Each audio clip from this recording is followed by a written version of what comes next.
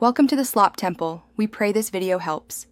You start by preparing your assets and importing them into Texture Toolkit.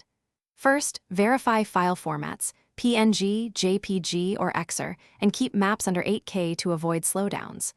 Next, organize folders as base color, roughness, normal, and AO so you can map quickly. Once done, open the toolkit, create a new project, and import only the maps you need. This minimizes clutter and speeds up the pipeline, making subsequent steps predictable and faster. Now adjust layers and perform baking to build realistic surfaces. You'll assemble a layer stack: base, detail, then wear, and tweak opacity to blend effects. Use smart masks and generators to add edge wear, dust, and grime. These automate complex masking. Then bake essential maps like normals, ambient occlusion, and curvature. Choose 16-bit where precision matters.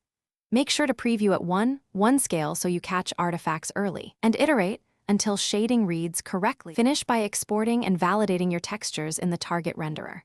Choose the appropriate preset, PBR metallic roughness or specular gloss, set resolution and bit depth, then export maps.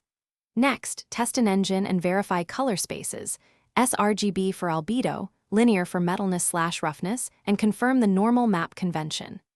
If seams or artifacts show up, rebake curvature, increase UV padding, and rerun dilation. This usually fixes edge issues.